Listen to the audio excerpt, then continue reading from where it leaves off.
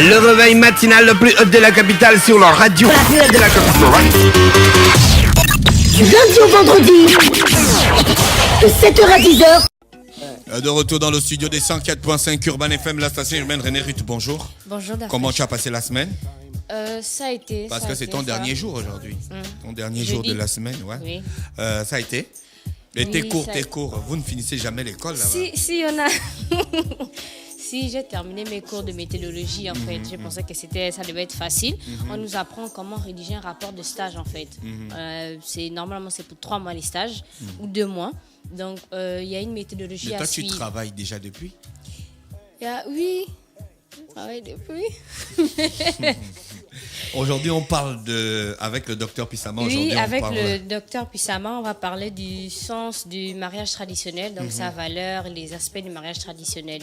Donc d'abord, il faut savoir que c'est un tout et il y a plusieurs étapes. Donc on a les présentations par exemple. En Gissing, c'est Gubang Mugetu, si je me trompe. Gubang Mugetu. Bonjour, non, docteur. il est là, donc c'est...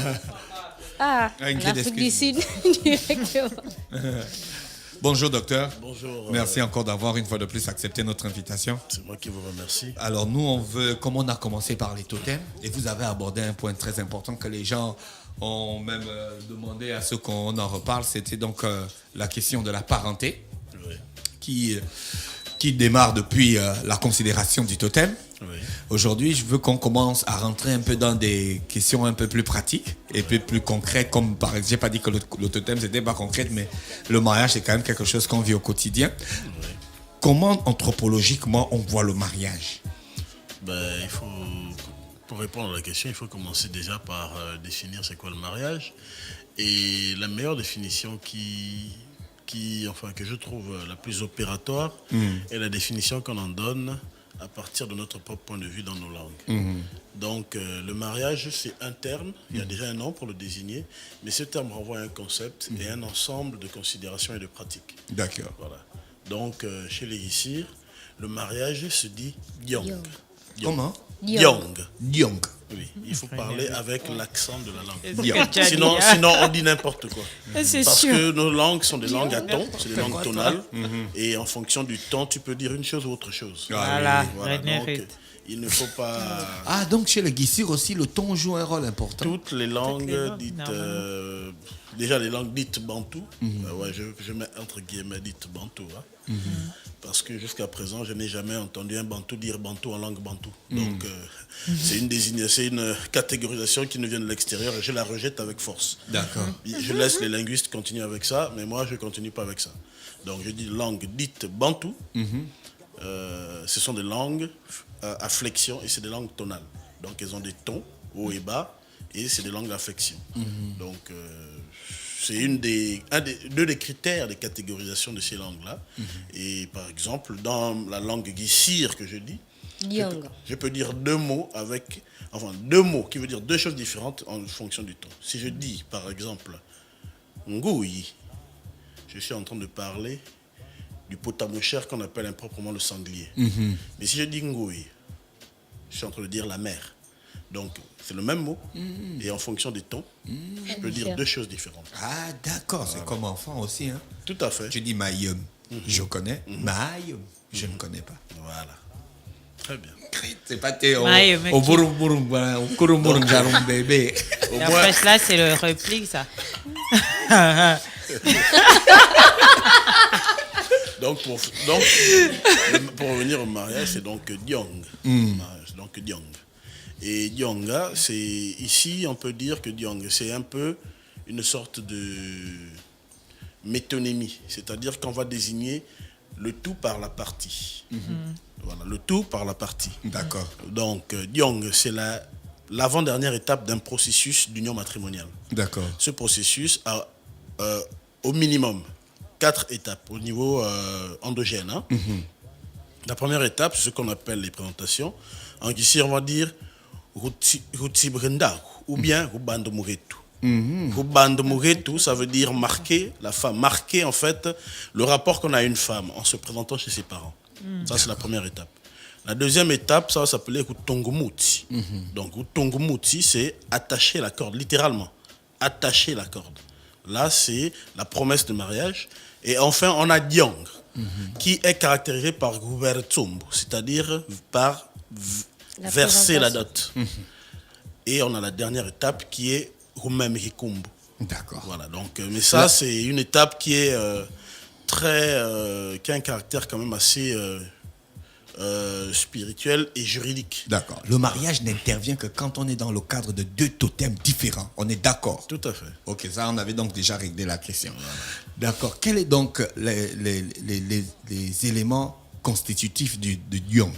Bon, donc Dionga, c'est... Là, excusez-moi, j'ai parlé en langue. Parce que c'est des langues à ton, mais c'est aussi des langues à accent. Oui. Donc, quand je dis Dionga, c'est comme si... c'est une élocution en langue, c'est Diong. Mais en parlant, vous avez vu, j'ai accentué le A, comme si je voulais parler en langue. Il faut m'excuser. Hein. Il faut savoir que c'est normal. Non, mais c'est normal, ce sont nos langues. On adopte le français pour communiquer, mais notre univers... phonologique est bien marqué par nos différents accents, enfin les accents de nos langues. Voilà. Donc, Diong, j'ai souvent du mal parce qu'après, il faut que je parle en français. Donc, Diong se caractérise par Gubertsumbu. Donc, Gubertsumbu, c'est-à-dire verser la dot, elle-même est la partie qui permet aujourd'hui, enfin, on va dire à cette étape, on considère que là, on est en plein mariage. D'accord. Et c'est le Tsumbu qui le caractérise. Donc, en vérité, ce qui fait Dionga, c'est Tsumbu. Et Tsumbu lui-même, qu'on appelle improprement dot, parce que c'est le terme dot est impropre à ce phénomène dans les sociétés africaines. Pourquoi? Parce que la dot est un phénomène proprement indo-européen. C'est indo-européen. La dot est l'ensemble des biens, des richesses, des prestiges et des titres qui vont d'une femme vers un homme. C'est-à-dire qu'en Europe, c'est la femme qui apporte la dot. Chez les Indo-Européens. Donc, vous pouvez vous référer aux travaux de Jack Goody, qui parle de l'histoire des institutions indo-européennes, notamment mariage et union chez les Indo-Européens. Donc, le titre exact, je l'ai un peu oublié, mais c'est Jack Goody, d'accord ? Donc, l'histoire du mariage en Eurasie. Voilà, par exemple, ça, c'est un des titres. Ou bien l'histoire du mariage en Europe, chez les Indo-Européens. Donc, c'est la dot, c'est le fait que la famille de la femme donne un pré-héritage à sa fille parce qu'elle va être coupée totalement de sa famille en vertu d'une règle et d'une norme culturelle indo-européenne qui stipule que la femme n'a pas de personnalité juridique et civile dans la société. Depuis l'Antiquité, même avant l'Antiquité européenne, jusqu'aux réformes d'il n'y a pas longtemps. Eh ben. Voilà. Donc, c'est... Dans nos traditions, c'est l'homme qui...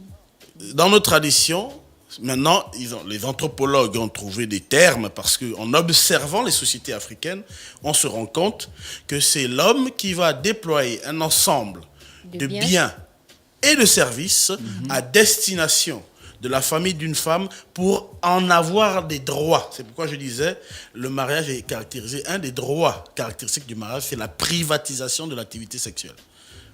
C'est un droit qu'on confère aux époux, et notamment à l'homme. Il privatise on va dire le service sexuel de son épouse. Elle ne peut plus aller avec quelqu'un d'autre, plus jamais. C'est seulement avec lui. C'est un des droits qu'on lui confère, que lui confère le versement de cette dot. Enfin, de ce qu'on appelle dot. Voilà. Ouais. C'est terrible. Ça dépend pour qui. Est-ce qu'il y a des éléments caractéristiques de la dot Bien sûr.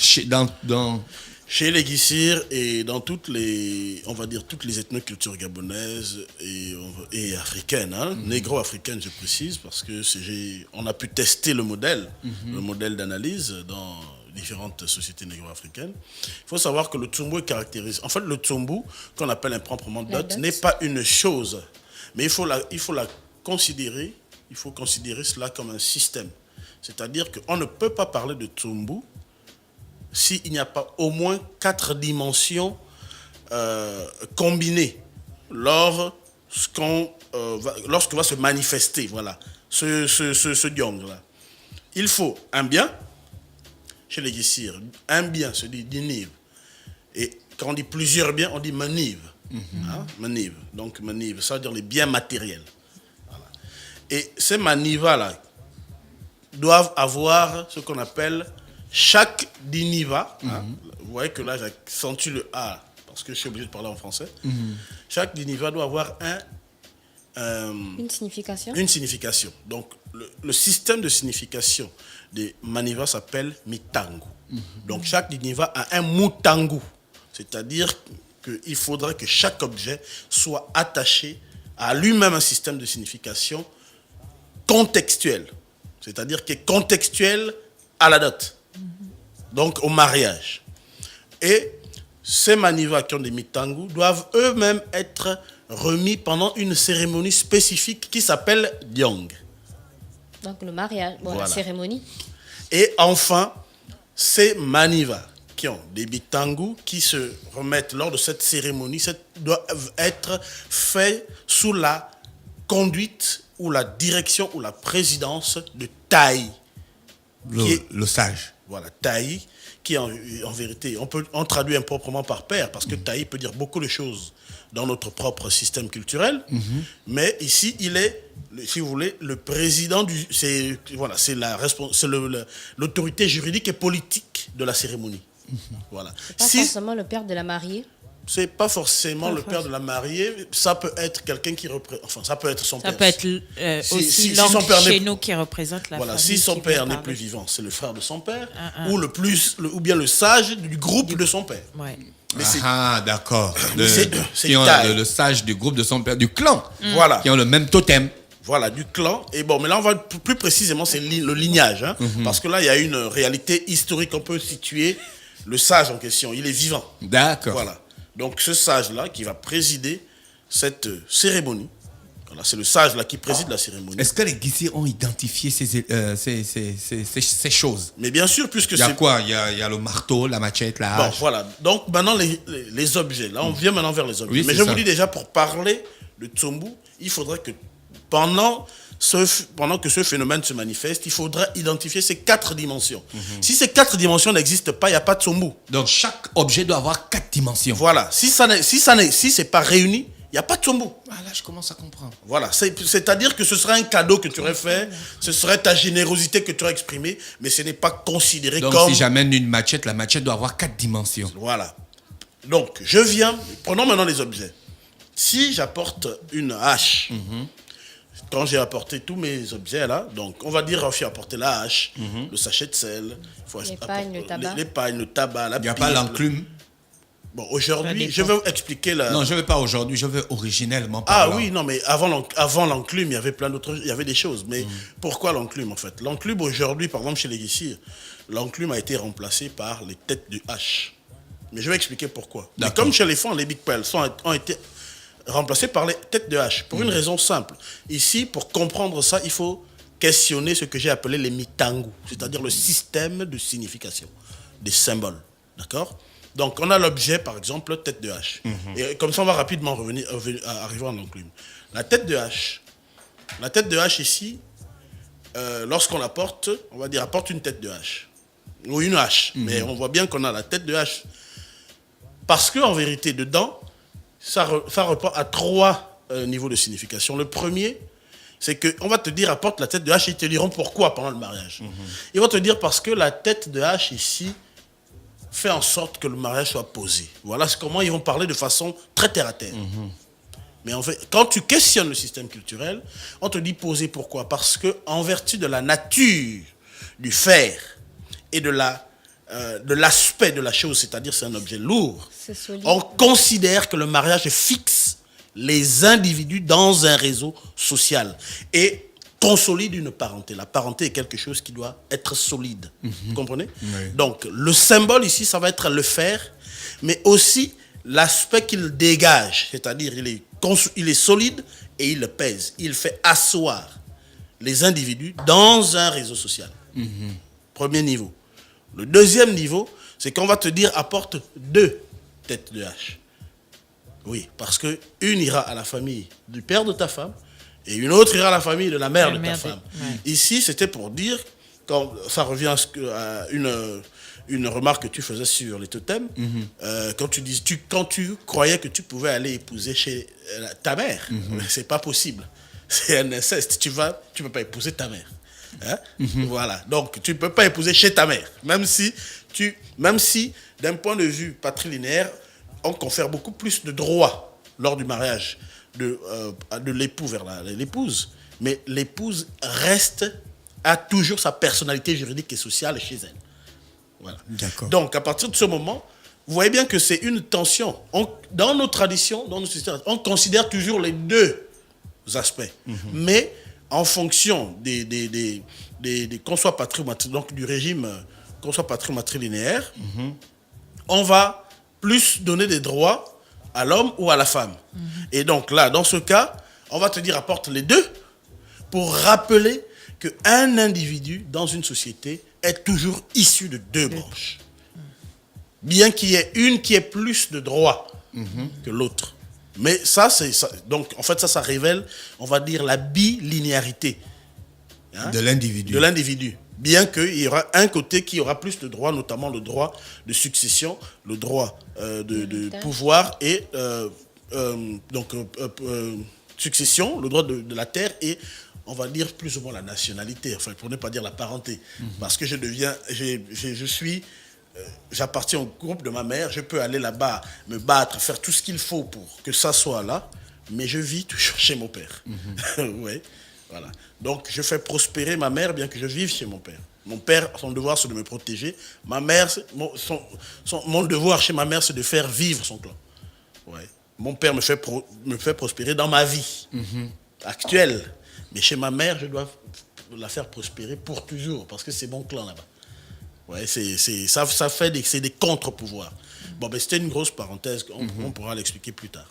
Donc, le troisième niveau de signification du Mutangu, là, de cette hache, c'est que dans le système, maintenant c'est en relation avec ce qu'on appelle le contexte historico-économique ou socio-économique. La hache, aujourd'hui, on va dire il y a même 20 ans, est l'outil qu'on utilisait pour abattre les plantations, pour faire ceci, pour la vie de tous les jours. Et on vous rappelle, monsieur, que quand vous avez décidé d'épouser cette fille, ce n'est pas au moment où vous avez vu cette fille que cette fille est devenue la femme là. Il y a des gens qui, derrière, ont mobilisé des moyens. Parmi ces moyens, il y a eu l'utilisation de cet outil. Parce qu'à l'époque de l'enclume, il y avait des forgerons. Avec l'entrée des manufactures coloniales, le métier de la forge a disparu. Donc, les outils avec lesquels on travaillait devenaient des boutiques. Voilà pourquoi on passe le marteau à l'enclume à la hache.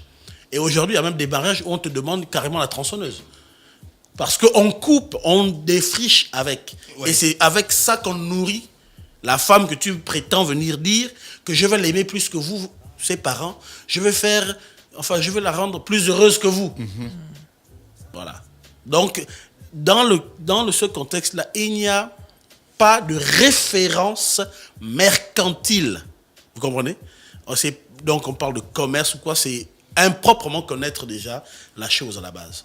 Et c'est mal l'interpréter, parce qu'on l'interprète à partir d'un schéma occidental. Lorsque vous êtes à l'intérieur du système lui-même, vous comprenez qu'une dot ne peut pas avoir de valeur mercantile. Parce que vous épousez une femme avec 100 000 et que vous épousez une femme avec 1 million, une dot égale à un mariage. Est-ce que vous comprenez? Il n'y a pas de logique économiste. Oui. J'ai payé 100 000, on m'a dit verse 100 000, l'ensemble de mes objets, tout, ça fait 100 000. Si on demande à quelqu'un d'autre 1 million, mais vous voyez bien que si on était dans une logique économiste, avec ce qu'on appelle la recherche du profit, ou bien les coûts les moins élevés pour avoir le maximum de satisfaction, vous voyez que 1 million fait 10 mariages. Bien sûr. Donc, 100 000, un mariage, 1 million, un mariage. Où est la logique économiste? Aucune. Vous comprenez? Donc, quand les gens font des spéculations, c'est parce qu'ils raisonnent à partir d'un point de vue qui est exogène à la société qui manifeste elle-même ce phénomène. Voilà, c'est une erreur et je dirais même une tare intellectuelle. Parce que, enfin, par rapport à ça, moi, j'ai une petite question parce que on remarque, enfin, moi, par exemple, les mariages et tout de mes tantes et tout auxquels j'ai assisté, je pense que peut-être si les gens le disent, c'est parce que maintenant, aujourd'hui, on ne reconnaît plus, on ne retrouve plus les vrais symboles, en fait, qu'on avait quand on assistait au mariage avant. Je vois. C'est maintenant plus le côté pécunier qu'on met en avant. Aujourd'hui, tu vas pas retrouver quelqu'un qui va t'emmener là-haut, le sel, les machettes et tout ça, et t'expliquer. Ah, le père de Sandrine, lui, au dernier mariage, c'est ça il a pris l'essentiel, il a rendu le reste. Voilà. Bon. En fait, il faut dire qu'il y a plusieurs raisons. Il faut déjà admettre que nous sommes dans une société en pleine mutation. Et une mutation peut se caractériser tout simplement par des transformations dont on ne connaît pas l'issue. Alors qu'une transformation, des changements dont on ne connaît pas l'issue. Alors qu'une transformation, c'est un changement d'un état à un état fini. Une mutation, c'est un changement d'état à un état qui n'est pas fini. On ne sait pas. Bien. Donc, à partir de ce moment, lorsque la société occidentale s'est introduite, elle s'est introduite avec l'argent. Le vrai problème, c'est que l'argent est lui-même une valeur et un étalon de valeur. D'accord. L'argent mesure la valeur de quelque chose, mais l'argent est lui-même une valeur. Donc c'est la nature, la double nature de l'argent qui brouille les pistes. Okay. Vous comprenez? Quand vous n'avez pas on demande toujours le sel. Hein. Oui. On ne peut pas faire un mariage s'il n'y a pas de sel, s'il n'y a pas de miel, s'il n'y a pas de machette. Le tabac. Il y a des choses qui ne peuvent pas ne pas être là. Les pagnes. Parce que ça, c'est... le tabac, les pagnes n'étaient pas avant. Avant, c'était des nattes. C'était des nattes. Avant, quand il n'y avait pas de pagne, on avait des tissus en raffia ou en écorce frappée. Bon, parce que les nattes, ça symbolise le lit. Hein, c'est le lit, la couche. Certains pagnes donc, qui ont remplacé les nattes symbolisent ça. D'autres pagnes vont symboliser tout ce qui était comme vêtements. En tout cas, ceux avec quoi on soulevait l'enfant, on faisait ça, on prenait soin de l'enfant, il fallait couvrir l'enfant. Ouais, parce que il y a aussi notre idée reçue qui fait croire que les Africains étaient en cache-sexe. Hein. Voilà. Et on demande, et quand on est pertinent, il faut demander aux Africains qui disent que les nègres étaient en cache-sexe, comment on appelle le cache-sexe? En quels matériaux sont fabriqués les cache-sexe? Quelles sont les traditions orales qui transmettent cette tradition? Parce qu'on ne peut pas dire ça s'il n'y a pas de transmission. Il n'y a pas d'élément. Comment ça peut être culturel alors qu'il n'y a rien qui nous transmet ça? Quel est l'artefact familial qui est resté, c'est-à-dire le cache-sexe de notre propre ancêtre quelque part? Puisque c'est un héritage culturel, il paraît, et historique. Il faudrait bien qu'on en ait la trace. Sinon, on est là dans la spéculation tout à fait déformante de ce qu'on appelle du langage africaniste. C'est-à-dire qu'il y a quelqu'un dehors qui a dit qu'il était en cache-sexe pour justifier quelque chose, et puis hop, ça devient une parole d'évangile, et la rigueur intellectuelle qui nous oblige d'être précis et d'être rigoureux dans la recherche de la vérité, ne nous la donne pas. On ne voit ça que sur des gravures et des peintures des Occidentaux qui sont arrivés ici pour faire on sait quoi. Mais il n'y a aucune tradition propre qui nous dit ça. Alors, je voulais poser une autre question. Mais c'est juste une parenthèse. Hein. Dans les éléments qui constituent la soi-disant dot, hein, il y a des éléments qui sont périssables. Bien sûr. Non. Il y a d'autres qui sont consommables et non consommables. Tout à fait. Les éléments qui sont consommables, on va les manger. Tout à fait. Ceux qui sont périssables vont périr. Ouais. Mais les éléments qui ne périssent pas, comme la tête des haches, est-ce qu'ils auront une autre fonction après le fait qu'ils passent d'une famille à une autre? Bien en sûr. Cas de... Avant de répondre, rendons-nous compte déjà que presque aujourd'hui, presque tous les éléments sont consommables, même s'ils sont périssables ou non.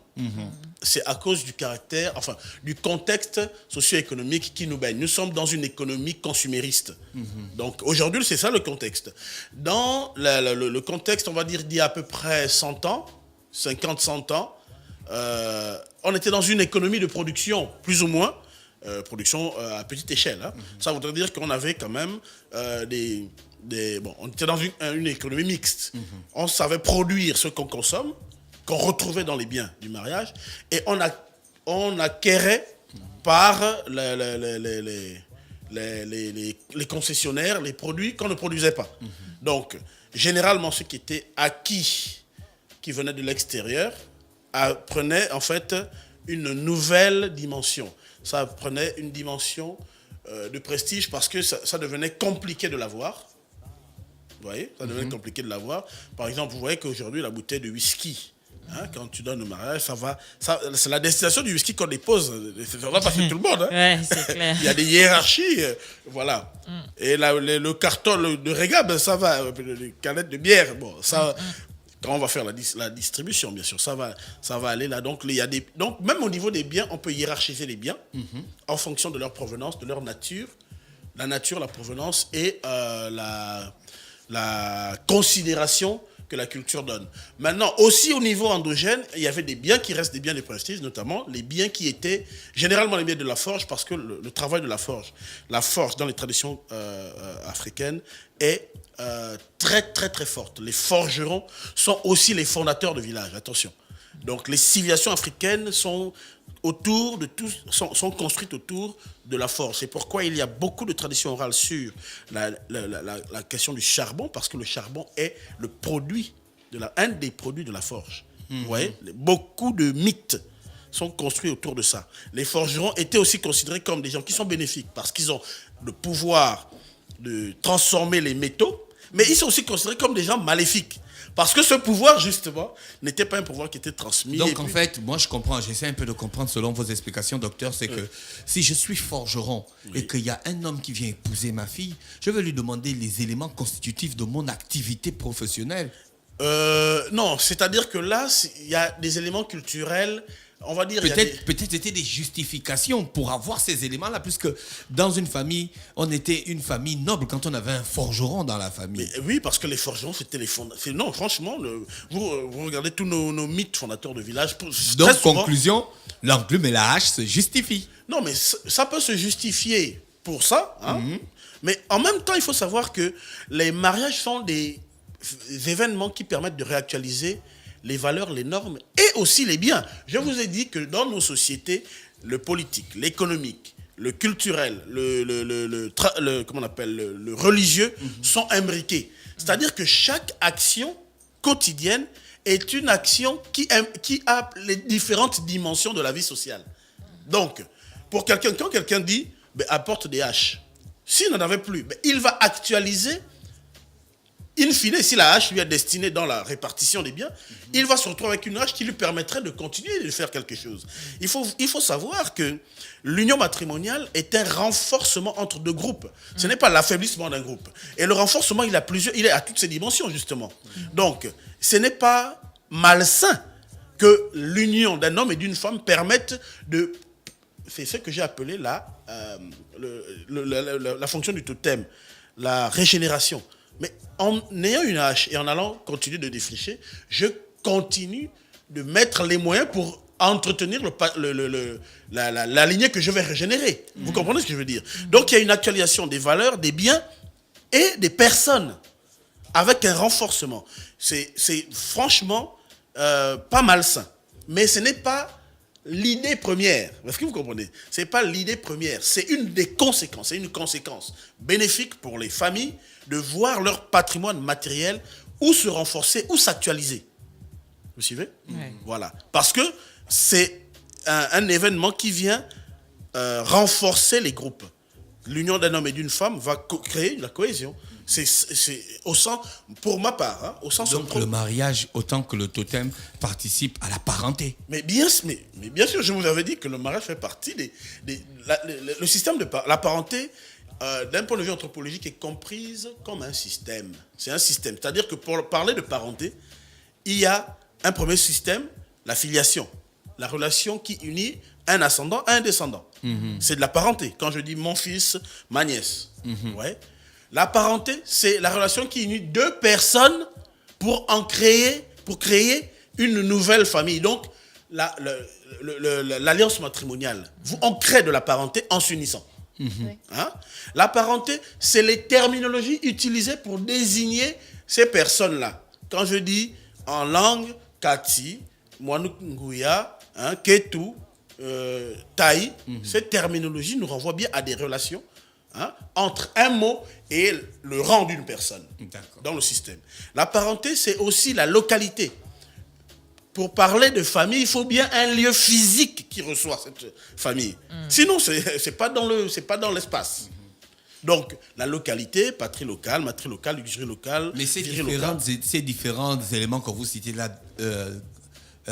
met aussi la parenté dans une forme de hiérarchie. Mais bien sûr, Il y a- mais la hiérarchie, c'est justement Et une sorte de force aussi. Mais bien sûr. D'accord. La parenté du clan, la parenté clanique ne sera peut-être pas plus forte que la parenté linéaire. Oui, mais justement, le lignage est une réalité, en fait, est une réalité sociologique. C'est-à-dire sociologique. Hein, je n'ai pas dit social. J'ai dit sociologique, c'est-à-dire organisé avec des codes, des normes, des fonctions. Ça se voit. On voit bien comment c'est institué ou institutionnel. On a le père, le grand-père, on a l'arrière-grand-père, et tout ça, c'est hiérarchisé, vous voyez. Et donc, on sait bien que là, c'est le lignage tel. Et en même temps, c'est historique. Ça veut dire qu'on peut vérifier dans le temps que telle personne a bien existé. Alors que le clan, c'est un peu diffus au niveau de l'ancêtre, vous voyez. Et le clan n'a pas de territoire, alors que le lignage a un territoire. Vous savez, on peut être du même clan et d'être de territoires différents. Alors que le lignage a un ancrage territorial. D'accord. Parce que le lignage, c'est le clan, les sous-parties du clan, mais avec des fondateurs historiquement situables. Donc, ils sont bien dans un territoire. Alors que si je prends le clan, par exemple, des Boulous, les Boulous, tu vas les trouver là-bas, là-bas, là-bas, là-bas. Mais il n'y a pas... on ne va pas dire le territoire des Bouloulous. Hein? Au terme clanique, mais on peut dire le territoire de tel qui est Bouloulou. Voilà, son territoire. Alors, le village de tel type. Mais c'est un Bouloulou, son clan c'est un Bouloulou, mais c'est lui qui a fondé ce village-là. Et voilà son lignage. Et le lignage est subdivisé encore en lignées. Parce que là, maintenant, les lignées, c'est... nous, on appelle ça les ventres. Hein? Bibouroutel, Dibouroutel. Ouais. D'accord. Docteur Pissama, on va s'arrêter là pour aujourd'hui. La semaine prochaine, je veux qu'on parle de la cérémonie en elle-même de Diong. Ah, voilà. D'accord. Diong Diafo. Ah, c'est quoi? Je fais des efforts. Merci, Docteur Pissama. Merci, Ingrid. Merci, René Ruth. Merci à toute l'équipe du Da Fresh Morning. On va se retrouver lorsqu'il sera exactement 7h demain, vendredi, pour le réveil matinal le plus haut de la capitale sur la radio la plus haute de la capitale. Urban FM 104.5. Urban FM, toujours dans le barrio, proche des éléments. On fait passer les chariots à chaque événement. Général en costard. Urban FM, c'est cool, c'est fun. En fait, jamais une radio n'avait été aussi musicale. Et si on refaisait le hip-hop?